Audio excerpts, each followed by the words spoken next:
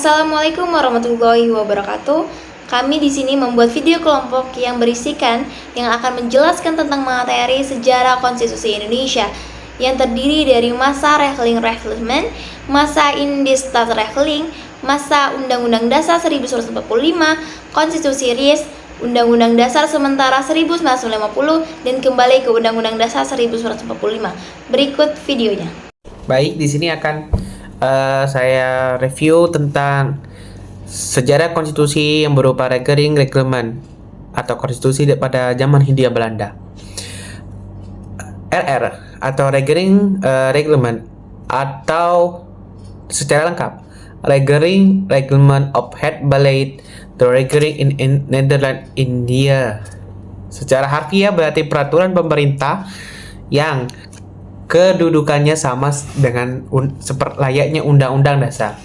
Sedangkan secara yuridis, RR adalah peraturan umum yang dijadikan sebagai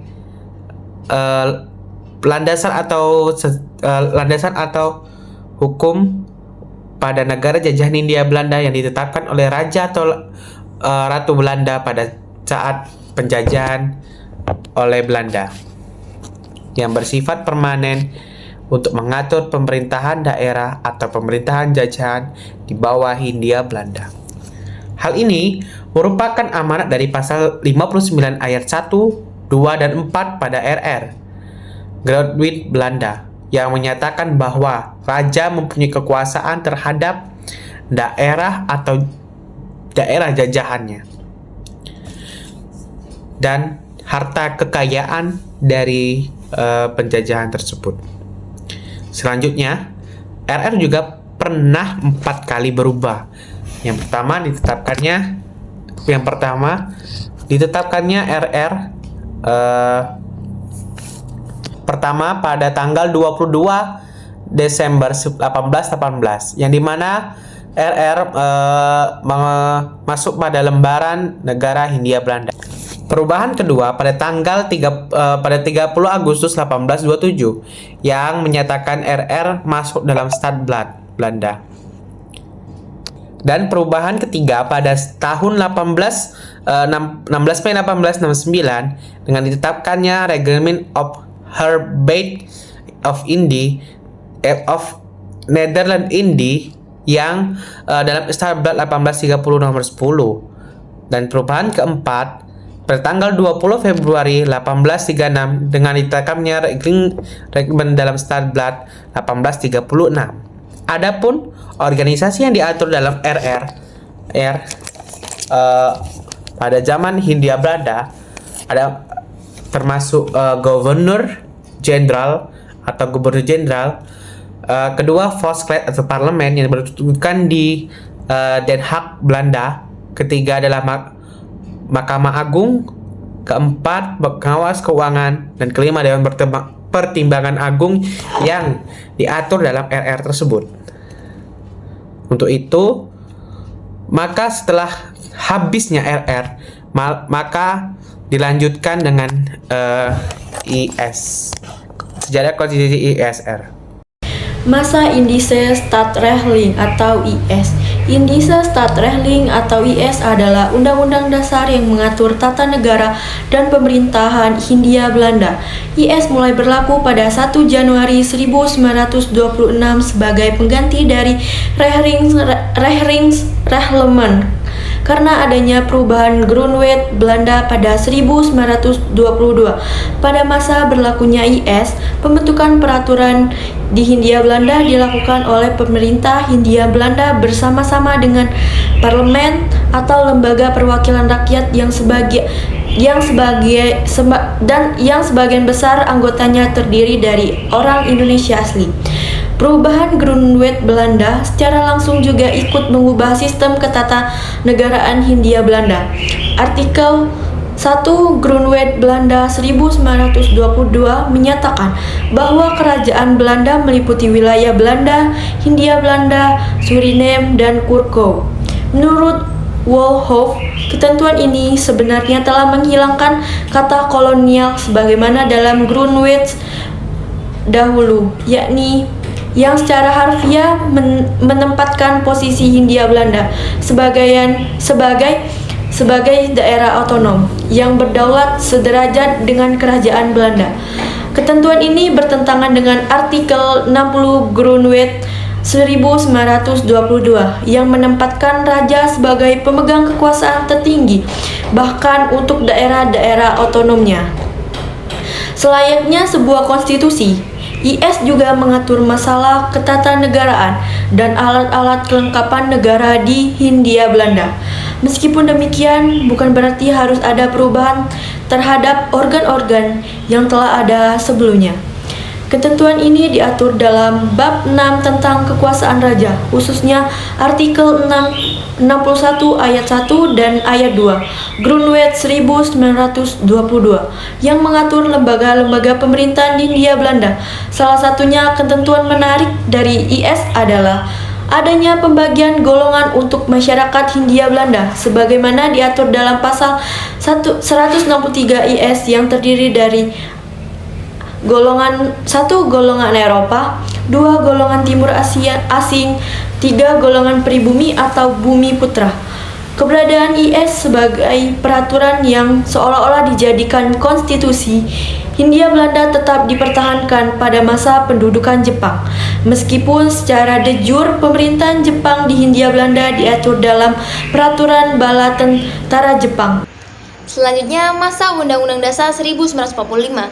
Sehari pasca proklamasi kemerdekaan Indonesia tanggal 17 Agustus 1945, PPKI mengesahkan draft konstitusi yang selanjutnya dikukuhkan oleh Komite Nasional Indonesia Pusat yang bersidang pada tanggal 29 Agustus 1945. Undang-Undang Dasar ini merupakan rancangan dari BPUPKI yang dibentuk pada tanggal 29 April 1945. Menariknya, PPKI secara matematis hanya memerlukan waktu dari 24 jam untuk mengesahkan rancangan Undang-Undang Dasar. Waktu yang teramat cepat ini disebabkan derasnya tuntutan serta keadaan yang mengharuskan negara Indonesia yang baru merdeka harus segera memiliki konstitusi. Selain itu, dengan melihat situasi politik yang masih dalam suasana perang Pasifik, menjadikan PPKI tidak memiliki banyak waktu untuk melakukan perdebatan dalam membahas Undang-Undang Dasar. Sehingga, Founding Fathers sepakat untuk mengesahkan terlebih dahulu konstitusi yang telah mereka susun sebelumnya sebagai konstitusi sementara, sampai dengan adanya waktu yang memungkinkan bagi mereka untuk menyempurnakannya. Naskah Undang-Undang Dasar 1945 yang disahkan oleh PPKI ini terdiri atas pembukaan, isi atau batang tubuh, aturan peralihan, aturan tambahan, dan penjelasan beberapa pokok-pokok sistem pemerintahan negara yang diatur dalam Undang-Undang Dasar 1945 antara lain sebagai berikut. Yang pertama, Indonesia adalah negara yang berdasarkan asas hukum. Yang kedua, sistem konstitusional. Yang ketiga, kekuasaan negara tertinggi berada di MPR. Yang keempat, presiden sebagai penyelenggara negara posisinya di bawah MPR. Yang kelima, presiden tidak bertanggung jawab kepada DPR. Yang keenam, menteri negara adalah pembantu presiden dan tidak bertanggung jawab kepada DPR. Yang ketujuh, kekuasaan negara atau presiden tak terbatas. Sementara itu, aturan peralihan dalam Undang-Undang Dasar 1945 berfungsi sebagai jembatan kekuasaan, sebab pada saat itu Indonesia masih belum memiliki perangkat layaknya negara yang baru merdeka. Menariknya, pada pasal 2 aturan peralihan ini memberikan landasan yuridis untuk tetap memberlakukan aturan yang berlaku di masa Hindia Belanda seperti Indiensstadrechtelijk atau IS. Akan tetapi tidak semua ketentuan dalam IS tetap diberlakukan. Konstitusi RIS, hasil konferensi meja bundar atau KMB yang dilaksanakan antara pemerintahan Republik Indonesia dengan Kerajaan Belanda pada 23 Agustus 1949 di Den Haag, Belanda, menghasilkan berdirinya Republik Indonesia Serikat atau RIS. Konferensi tersebut dihadiri oleh Muhammad Hatta sebagai delegasi Republik Indonesia, Sultan Hamid II sebagai delegasi daerah-daerah yang membentuk aliansi untuk pemusyawaratan federal atau Bijeenkomst for Federal Overleg atau BFO, dan Mr. G.H. van Maarschaveen sebagai delegasi pemerintah Belanda. Sidang KMB ditutup pada 2 November dan berhasil menyepakati 3 hal, yang antara lain 3 hal tersebut. Yang pertama adalah mendirikan negara Republik Indonesia Serikat atau RIS. Yang kedua, penyerahan kedaulatan kepada RIS yang berisi 3 hal, yaitu 1. Pemerintah menyerahkan piagam penyerahan kedaulatan dari Kerajaan Belanda kepada pemerintah RIS. yang kedua status uni, dan yang ketiga persetujuan perpindahan. Lalu hasil yang ketiga yaitu mendirikan uni antara RIS dan Kerajaan Belanda. Hasil 3 kesepakatan tersebut selanjutnya dituangkan dalam Konstitusi Republik Indonesia Serikat atau Konstitusi RIS yang diparaf oleh Delegasi Republik Indonesia dan BFO pada 29 Oktober 1949. Adapun naskah konstitusi RIS meliputi mukaddimah atau pembukaan, batang tubuh yang berisi 6 bab dan 197 pasal, dan lampiran pokok-pokok penyelenggaraan pemerintahan yang dibebankan kepada Republik Indonesia Serikat. Nah, konstitusi RIS memuat ketentuan mendasar yang berbeda dengan Undang-Undang Dasar 1945. Nah, antara lain sebagai berikut. Yang pertama adalah bentuk pemerintahan bersifat federal dan di dalamnya terdapat negara-negara bagian, yakni Negara Republik Indonesia, Negara Indonesia Timur, Negara Pasundan, Negara Jawa Timur, Negara Madura, Negara Sumatera Timur, dan Negara Sumatera Selatan. Selain itu, terdapat satuan-satuan kenegaraan yang tegak berdiri, yaitu Jawa Tengah, Bangka Belitung, Riau, Kalimantan Barat, Dayak, Besar, Daerah Banjar, Kalimantan Tenggara, dan Kalimantan Timur. Alat-alat perlengkapan negara federal Indonesia Serikat ialah Presiden, Menteri-Menteri, Senat, Dewan Perwakilan Rakyat, Mahkamah Agung, dan Mahkamah Pengawas Keuangan. Lalu yang ketiga adalah terdapat 44 butir ketentuan yang mengatur secara detail mengenai hak-hak dan kebebasan-kebebasan dasar manusia. Secara keseluruhan, konstitusi RIS berlaku untuk negara Republik Indonesia Serikat, namun tidak menghapuskan berlakunya Undang-Undang Dasar 1945 yang di dalam ini hanya berlaku untuk negara Republik Indonesia yang pada saat itu berada di Yogyakarta. Adapun bagian-bagian daripada konstitusi RIS adalah sebagai berikut. Bab 1 adalah Negara Republik Indonesia Serikat. Bagian 1 bentuk negara dan kedaulatan, pasal 1. Bagian 2 daerah negara, pasal 2. Bagian 3 lambang dan bahasa negara, pasal 3 dan pasal 4. Pasal 4 kewarganegaraan dan penduduk Indonesia, pasal 5 dan pasal 6. Bagian 5 hak-hak dan kebebasan dasar manusia, pasal 7 sampai dengan pasal 33. Bagian 6 asas-asas dasar, pasal 34 sampai dengan pasal 41. Bab 2 yaitu Republik Indonesia Serikat dan negara-negara bagian. Bagian 1 daerah-daerah bagian dari pasal 42 sampai dengan pasal 50. Bagian 2 pembagian penyelenggaraan pemerintahan antara RIS dengan negara-negara bagian, pasal 51 sampai dengan pasal 63. Bagian 3 daerah-daerah swapraja dari pasal 64 sampai dengan pasal 67. Bagian 3 perlengkapan Republik Indonesia Serikat. Bagian pertama adalah pemerintah dari pasal 68 sampai dengan pasal 79. Bagian 2 Senat pasal 80 sampai pasal 97. Bagian 3 Dewan Perwakilan Rakyat dari pasal 98 sampai dengan pasal 112. Bagian 4 Mahkamah Agung dari pasal 113 sampai dengan pasal 114. Bagian 5 Dewan Pengawas Keuangan pasal 115 dan sampai dengan pasal 116. Bagian 4 Pemerintah. Bagian 1 Bab 4 Pemerintah. Bagian 1 Ketentuan-ketentuan umum dari pasal 117 sampai pasal 126. Bagian 2 Perundang-undangan dari pasal 127 sampai dengan pasal 143. Bagian 3 Pengadilan dari pasal 144 sampai dengan pasal 163. Bagian 4 Keuangan dari pasal 164 sampai dengan pasal 173. Dan bagian 5 Perhubungan luar negeri dari pasal 174 sampai dengan pasal 178, serta bagian 6 Pertahanan kebangsaan dan keamanan umum dari pasal 179 sampai dengan pasal 185. Bab 5 Konstituante dari pasal 186 sampai dengan pasal 189. Bab 4 Perubahan, ketentuan-ketentuan peralihan dan penutup. Bagian 1 Perubahan pasal 190 dan pasal 191. Bagian 2, ketentuan-ketentuan peralihan pasal 192 dan pasal 195. Bagian 3, ketentuan-ketentuan penutup pasal 196 dan pasal 197.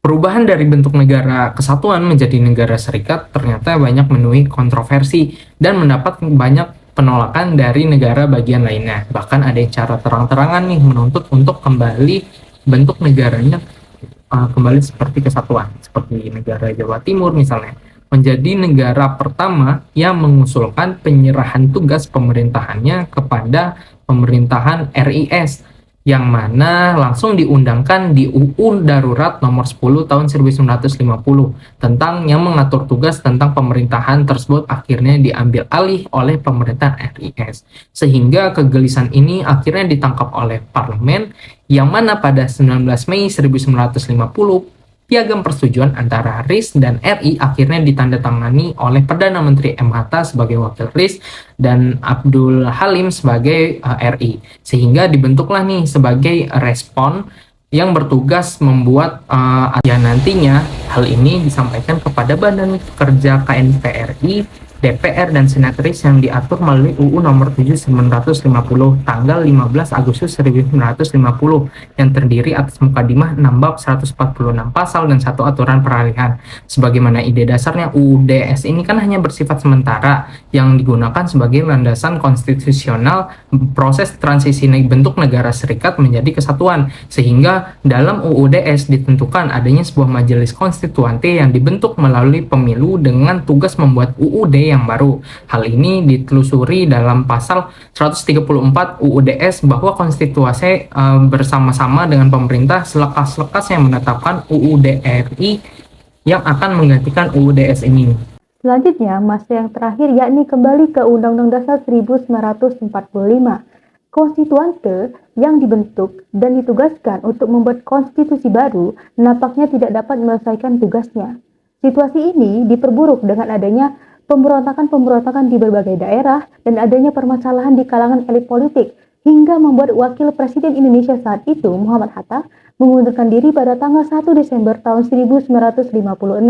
Menghadapi situasi ini, Presiden Soekarno memberikan amanat kepada sidang konstituante dengan membuat anjuran kepala negara dan pemerintah kembali ke Undang-Undang Dasar 1945 tanpa melalui proses amandemen.